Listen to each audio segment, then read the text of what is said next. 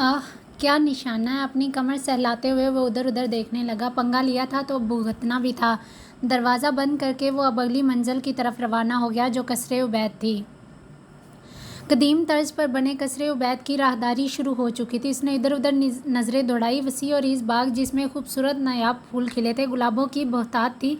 एक लम्हे के लिए तो वो भी मबहूत हो गया था। ऐसी ज़िंदगी की उससे अब आदत नहीं रही थी, वरना कभी ये महल उसे मुतासर नहीं कर पाता। खुद को डपट कर वो आगे बढ़ा। एक बुलंदो-बाला दरवाजे के बाहर गार्ड्स तैनात थे। बशीर उन गार्ड्स में से एक की सिमत बढ़ा। अस्सलाम वालेकुम जनाब, इसने बड़ी बेतकल्लुफ़ी से कहा। गार्ड्स ने गौर से उसका जायज़ा लिया। दीगर गार्ड्स भी उन्हीं की तरफ मुतवज्जा थे। वालेकुम अस्सलाम, गार्ड्स ने स्पॉट अंदाज में जवाब दिया और सवालिया निगाहों से उसे देखा। मुझे सिकंदर भाई से मिलना है। आप उनसे कहें कि मैं अंदर नहीं आ सकता। अगर वो आ सके तो उसकी बात पर गार्ड ने इसका तनकीदी जायज़ा लिया। Blue jeans, white shirt, brown jacket, सर्दी की वजह से मुसलसल हाथों को मसलते हुए गार्ड को हुलिये से वो एक आम इंसान लगा था, इसलिए इसने इंटरकॉम उठाकर अंदर कॉल की और वहीं फासले पर खड़े रहने का कहा। बशीर वहीं दिल थामे खड़ा था। उसकी बहन की ज़िंदगी और मौत का सवाल था। गार्ड इंटरकॉम कान से लगाए खड़ा था। दूसरी तरफ से कुछ कहा जा रहा था और वो बशीर पर तनकीदी नज़रें गाड़े हुए था। बात इसी के मुतल्लक हो रही थी, ये अंदाज़ा वो लगा चुका था। नाम? गार्ड ने इंटरकॉम कान से ज़रा फासले पर करके इससे पूछा। बशीर, इसने अपना असली नाम बताया था। गार्ड अब दूसरी तरफ कुछ बात कर रहा था और फिर इंटरकॉम रख दिया। बशीर सोच रहा था कि इंटरकॉम एक तरफ रख कर अभी गार्ड आकर इसे कुछ बताएगा, मगर वो तो इसे नज़रअंदाज करके एक तरफ जाकर खड़ा हो चुका था। उसने बेचैनी से अपना पहलू बदला। उसे समझ नहीं आ रहा था ये किस बात का इशारा है, चले जाने का या इंतज़ार करने का। इस मौका को गनीमत जानकर वो इंतज़ार करने लगा। गार्ड ने भी इससे कुछ नहीं कहा था। वो इधर से उधर चक्कर काटने लगा। तकरीबन 6 मिनट बाद दरवाज़ा खोलकर अंदर से एक नौजवान बाहर आया। नौजवान खुश शक्ल था, मगर उस वक्त इसके चेहरे पर 12 बज रहे थे। बाहर आते ही इसने गार्ड को अपने पास बुलाया, इससे कुछ पूछा था, जिसके जवाब में गार्ड ने बशीर की तरफ इशारा कर दिया। सिकंदर ने गौर से बशीर को देखा। वो इसे नहीं पहचानता। सवालिया निगाहें उठाकर वो बशीर की सिमत चला आया। जी कहिए, सिकंदर ने स्पॉट अंदाज में कहा। उसके अंदाज पर बशीर को उसे सूरत हाल समझाना मुश्किल महसूस हुआ। मुझे एक इंतहाई ज़रूरी बात करनी है, बशीर ने उजलत में उसे बताया। जी मैं सुन रहा हूँ। सिकंदर इसके सामने हाथ लपेट कर खड़ा हो चुका था और एक कलाई पर टिकाकर उसे कान जितना ऊपर उठाकर उंगलियां हिलाने लगा था। वो बात दरअसल ये है कि इससे ज़्यादा बशीर कुछ कह नहीं पा रहा था। आपको अगर किसी चीज़ की ज़रूरत है तो आप मेरे गार्ड्स को लिखवा दें, वो मदद कर देंगे। जैसा मामला सिकंदर को समझ आया उसने जवाब दे दिया। मैं भिखारी नहीं हूँ। बशीर का अंदाज़ अब स्पॉट हो चुका था। सिकंदर ने एक बार फिर इसे सवालिया निगाहों से देखा। आपको गैरत नहीं आती? बशीर के सवाल पर सिकंदर ने गौर से उसे देखा। उसके चेहरे पर हल्का हल्का गुस्सा जमा होने लगा था। बशीर की मालूमात के मुताबिक सिकंदर एक ठंडे मिजाज का बंदा था, मगर इस वक्त अपने जुमले से वो इसे गुस्सा दिला चुका था। इस फजूल बात का मकसद जान सकता हूँ मैं?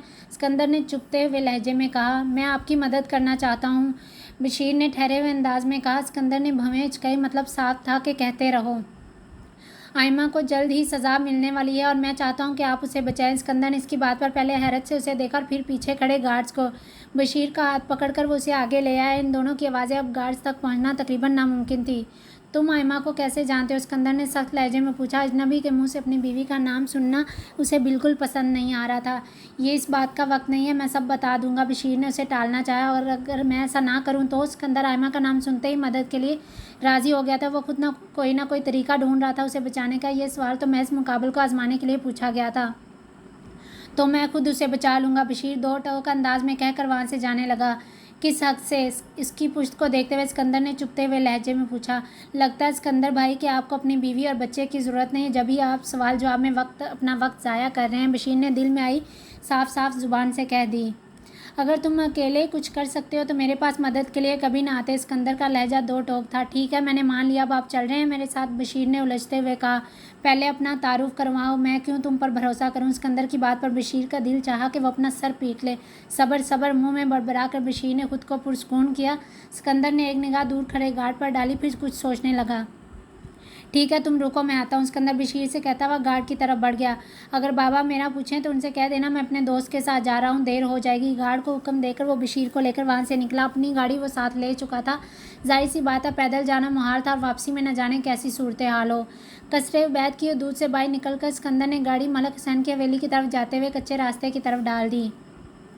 हम हवेली नहीं जाएंगे, कब्रिस्तान जाएंगे, बशीर ने उससे कहा। पर क्यों? सिकंदर के मुंह से फ़ौरन ही निकला। बदले में बशीर ने उसे सिर्फ घूरा, कोई जवाब नहीं दिया। सिकंदर ने हैरत से इस शख्स को देखा जिससे जान पहचान हुए 1 घंटा नहीं गुजरा था और उसका अंदाज़ ऐसा था जैसे वो उस शख्स का पुराना शागिर्द रह चुका हो। हम कब्रिस्तान जाएंगे और एक जगह मुंतखब करके उनकी निगरानी करेंगे। जब वो लोग उसे दफना कर चले जाएंगे तो हम इसकी कब्र को खोद कर इसे बाहर निकालेंगे। आ गई समझ? संजीदा लहजे में कहते हुए बशीर ने उससे पूछा, क्या वो लोग उसे दफना कर चले जाएंगे? सिकंदर की आंखें फटने के करीब होगी। उसके मुंह से फंसी हुई आवाज़ निकली, सिकंदर भाई, आप वाकई इतने लाइलम हैं या अनजान बन रहे हैं? बशीर का लहजा तंजिया था। क्या मतलब है तुम्हारा? मैं अनजान क्यों बनूंगा? सिकंदर को अपना दम घुटता महसूस हो रहा था। ठीक है, बशीर ने कहा, जबकि सिकंदर के अंदाज से ही बेचैनी झलक रही थी। और फिर उसके बाद दोनों में कोई बात नहीं हुई। आधे घंटे बाद बशीर के मोबाइल पर मैसेज टून बजी। मैसेज पढ़ते इसके चेहरे पर मुस्कुराहट बिखर गई। सिकंदर ने गौर से इसके संजीदा चेहरे को देखा था, जहाँ अब संजीदगी मफकूद थी। मुबारक हो, आपकी बेटी हुई है। बशीर की आवाज़ पर गाड़ी एक झटके से रुकी थी। तुम सच कह रहे हो? सिकंदर ने बेयकीनी से कहा। हाँ बिल्कुल सच। और फिर दोनों एक दूसरे के गले लग चुके थे।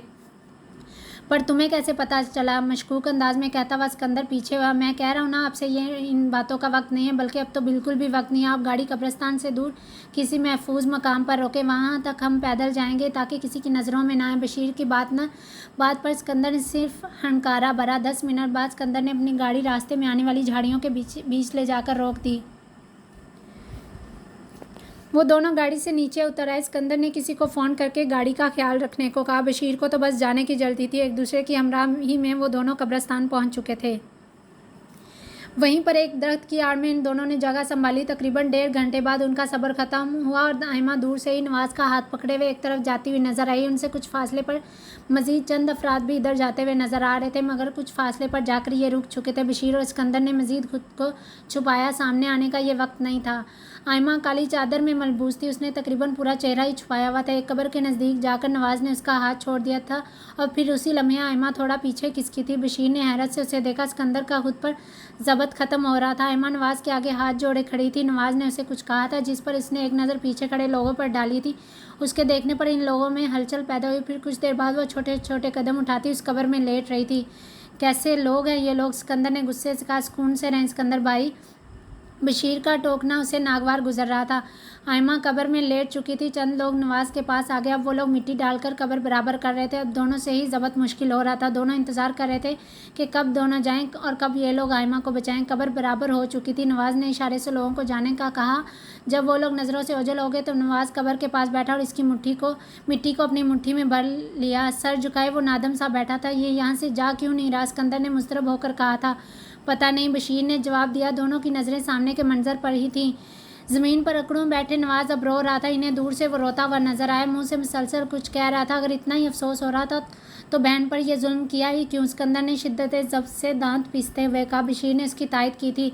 बस बशीर, अब मुझसे सब्र नहीं हो रहा, मैं जा रहा हूँ। सिकंदर खड़ा हो चुका था। बशीर ने बमुश्किल उसे रोका था। अगर आप इस वक्त चले गए और इन्हें कोई शक हो गया तो आयमा की ज़िंदगी मज़ीद ख़तरे में पड़ सकती है, इसलिए जज्बात की बजाय अक्ल से काम लें। बशीर की बात पर इसने ज़बत से मुठ्ठियाँ भींच ली। नवाज़ अब खड़ा हो चुका था। आहिस्ता आहिस्ता वो कदम उठाकर कब्रिस्तान से बाहर निकल गया। फिर इसके बाद इसकी गाड़ी की टायरों की आवाज़ आई। इसी लम्हे वो दोनों बाहर निकले। गोरकंड से कदाल और बेलचा लेकर वो दोनों भी इसके साथ शुरू हो चुके थे और फिर चंद मिनट बाद ही कब्र खोदी जा चुकी थी। अंदर आयमा बेहोश पड़ी थी। सिकंदर ने उसे बाहर निकाला। इसकी नब्ज़ चेक की। धड़कन बहुत सुस्त थी। इसे हॉस्पिटल लेकर चलो जल्दी। सिकंदर ने बशीर से कहा। ठीक है चलें, और इसका गोरकन का मुंह भी बंद करवाएं। बशीर ने पीछे खड़े गोरकन को देखकर कहा। वो मैं कर लूँगा, चलो जल्दी। सिकंदर उजलत में कहता हुआ आगे बढ़ा। आयमा को उसी ने उठाया हुआ था। वो दोनों छुपते छुपाते बड़ी मुश्किल से गाड़ी तक पहुंचे और इमरजेंसी में उसे अस्पताल में फ़ौरन एडमिट किया गया था। एक जुल्म का सितम सहने वाले बच्चे ने हिम्मत करके किसी और को सितम का निशाना बनने से बचा लिया था। उसके पीछे सिर्फ इसकी हिम्मत का हाथ नहीं था, बल्कि उसकी परवरिश करने वाले दो नातवां कंधों का भी हाथ था, जिन्होंने इसे सच में अपना महमूद बनाया था। क्या सोच रहे हैं बशीर भाई? इस वक्त वो सिकंदर के घर में सोफे पर बैठा था। जब आयमा की कार पर वो माजी की यादों से बाहर आया था। सामने रखी चाय की प्याली से उड़ती भाप अब ख़त्म हो चुकी थी। उसकी सतह पर मलाई की भूरी तह ने कब्जा कर लिया था। आयमा को जवाब देने के बजाय वो चाय को घूरने में मसरूफ़ हो चुका था। चाय ये बता रही थी वो काफ़ी देर से सोचों में मगन था। आयमा ने गौर से उसे देखा। नसरीन, आयमा ने मुलाजमा को आवाज़ लगाई थी। ये ले जाओ और जाकर गर्म चाय लेकर आओ। इसकी बात पर बशीर मुस्कुरा दिया था। उसके सामने इसकी बैठी इसकी बहन कभी कब्र में उतार दी गई थी। वो जब जब सोचता था इसके रोंगटे खड़े हो जाते थे। वो अब सिकंदर से बातों में मसरूफ़ हो चुका था। हूर जहाँ का मुकाफात बहुत नज़दीक था।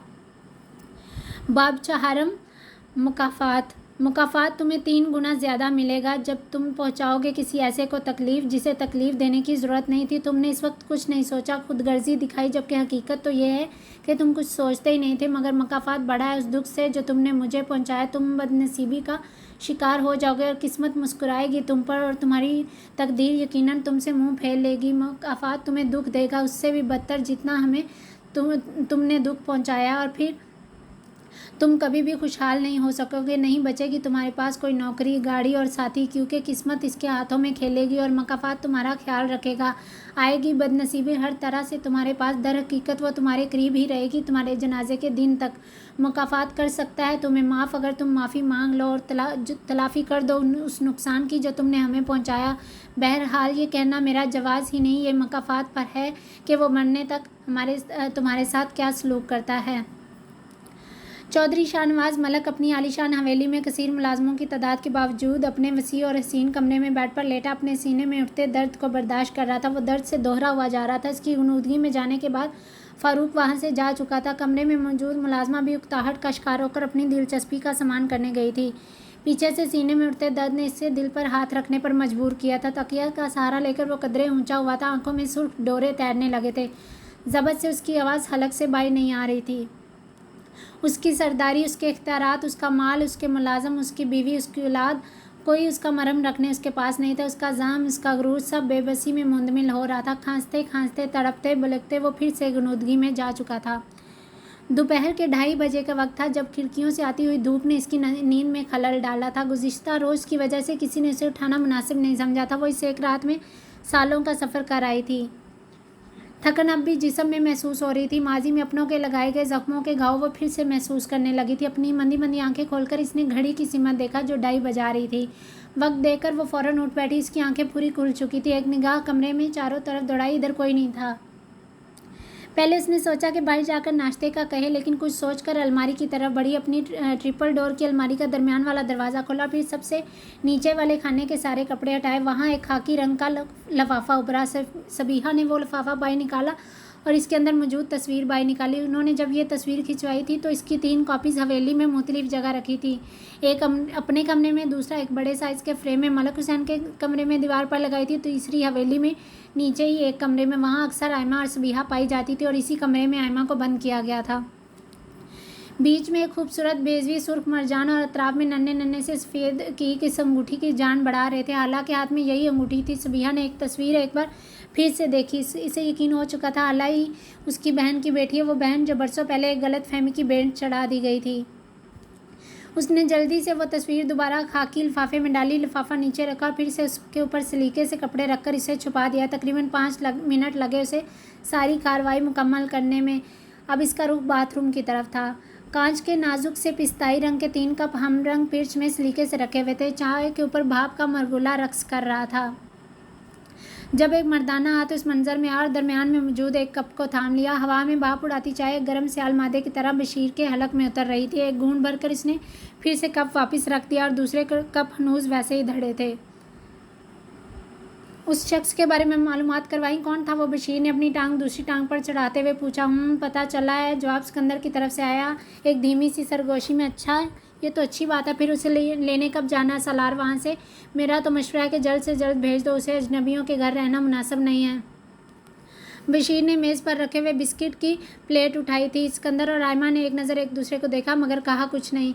बताया नहीं कौन था वो? बशीर ने उनकी खामोशी को महसूस किए बगैर दूसरा सवाल किया। इसकी बात पर सिकंदर ने आयमा की तरफ देखकर उसे इशारा किया। उसने इस बात में सारी लाकर सोफे पर रखा हुआ अपना मोबाइल उठाया। उसे खोलकर वो इसमें कुछ ढूंढ रही थी।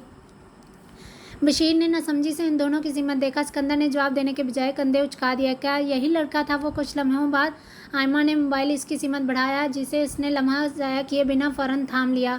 मोबाइल की स्क्रीन पर एक तस्वीर खुली थी जिसमें सलाल उसी लड़के के साथ खड़ा था जो इन्हें रोज़ जंगल में मिला था और उससे काफ़ी लड़ाई भी हुई थी।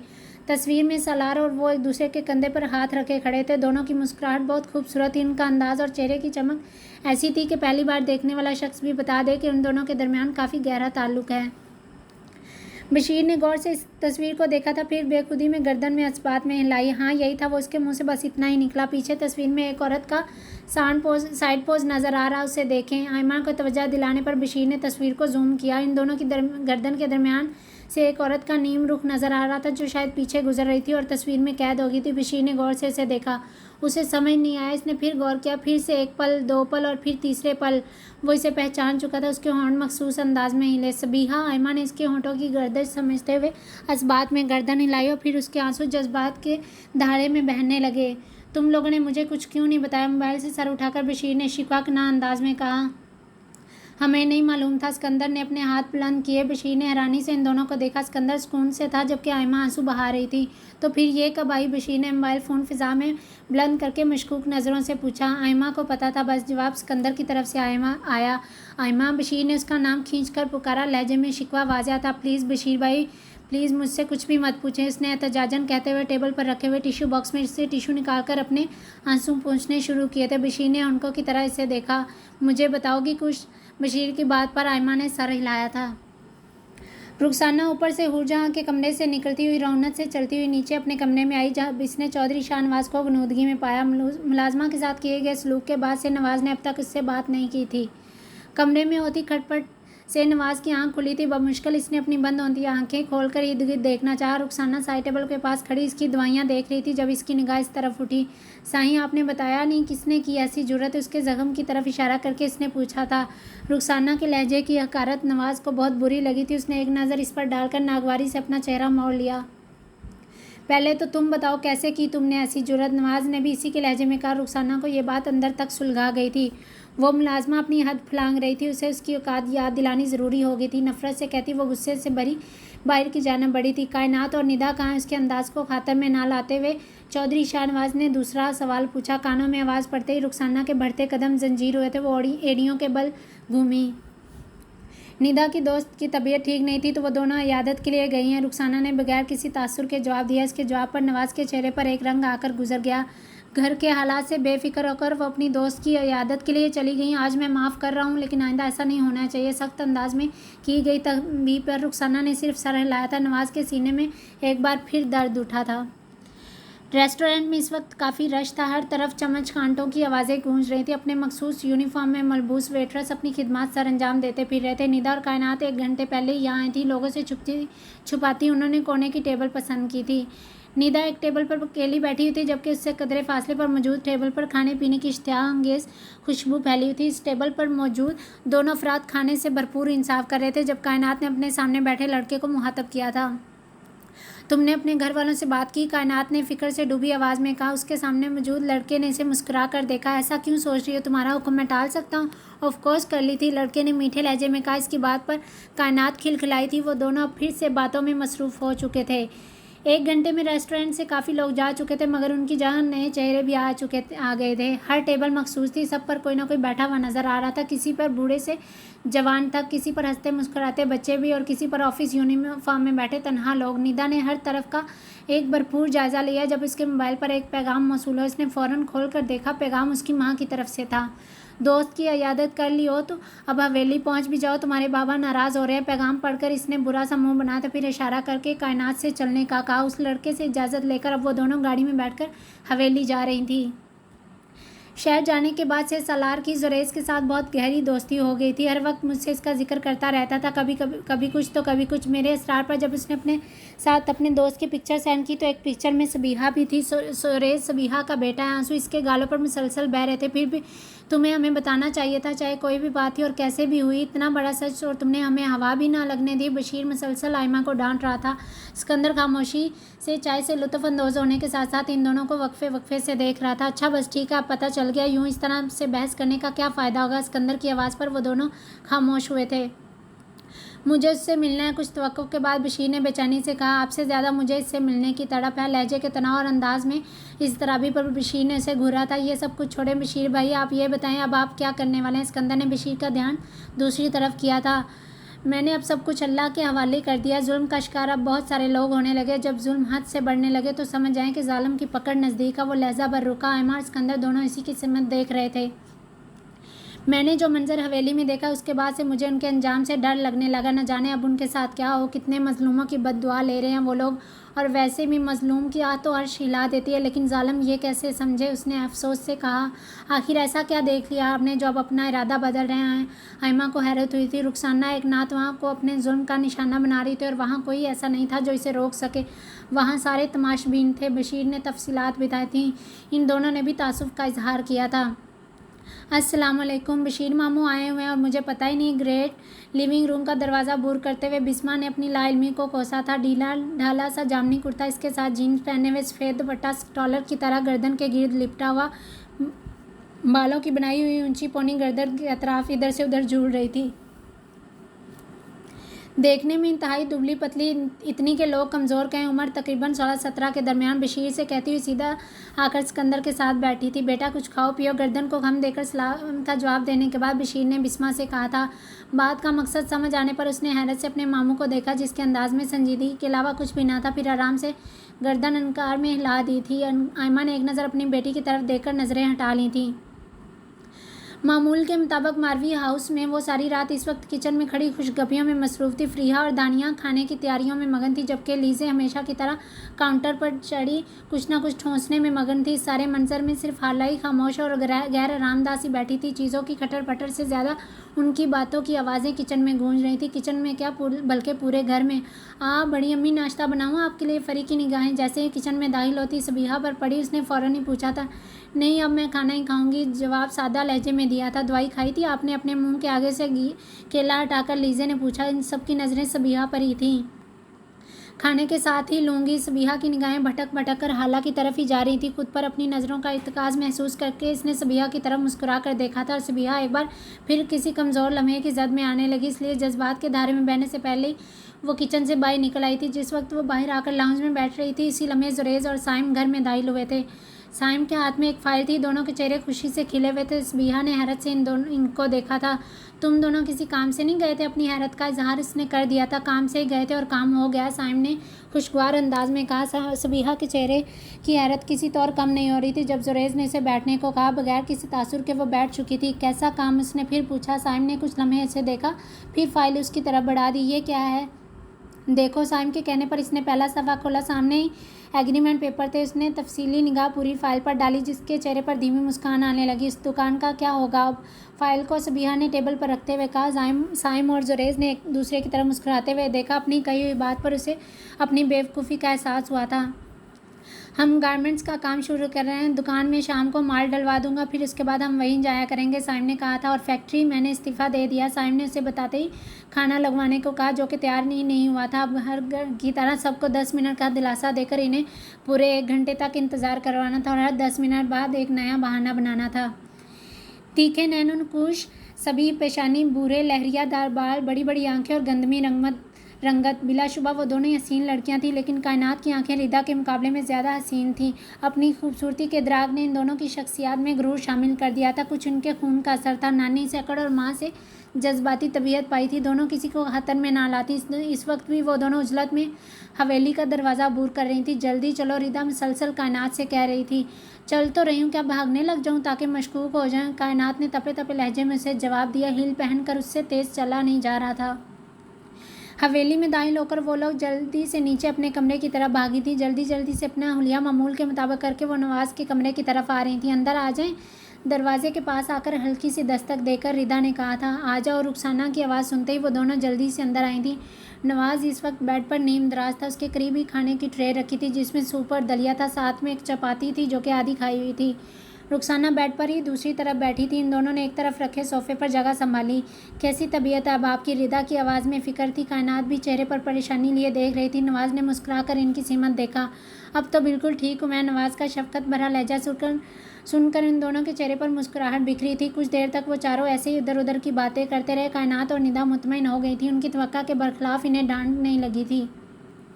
दानियाल से फ़ोन करके कहना कि अब अपने वतन वापस लौट आया, अब मैं सारी जिम्मेदारी उठाने के काबिल नहीं रहा, इधर आए और आकर सरदारी संभाले, जो भी काम करना है यहीं करे, पढ़ तो चुका है, वो अब इधर रह कर क्या करना है। नवाज ने रुखसाना को मुखातब किया था, जिसके चेहरे की चमक इस वक्त दुगनी हो गई थी। वो समझ नहीं सका था कि बेटे से मुलाकात की खुशी है या उसकी सरदारी की।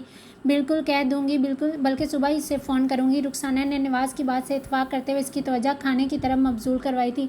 चलो तुम लोग जाओ, जाकर आराम करो, उन दोनों से कहते हुए उसने सीने में उठते दर्द को कम करने के लिए दवाई निकाली थी। रुखसाना ने अफसोस भरी निगाह अपने शौहर पर डाली थी।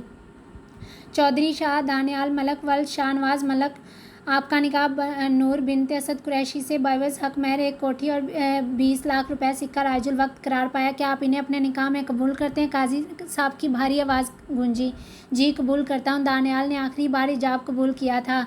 दानियाल आया तो स्पेन में तालीम हासिल करने था, लेकिन एक स्पेनवी लड़की पर अपना दिल हार बैठा। नूर को इसने शादी का पैगाम दिया तो पहले तो इसने टाल मटोल से काम लिया, लेकिन जब इसे पता चला कि दानियाल एक चौधरी का बेटा अपने गांव का सरदार बनने वाला, तो फ़ौरन ही रजामंदी दे दी थी। नूर के वालिदैन पाकिस्तानी थी, कुछ अर्सा पहले स्पेन में सुकूनत इख्तियार की थी। इसके निकाह में भी उनकी रजामंदी शामिल थी। उसे अपना आप हवाओं में उड़ता महसूस हो रहा था। निकाह के बाद इस वक्त काजी साहब दुआ करवा रहे थे जब दानियाल के फ़ोन पर किसी की कॉल आई।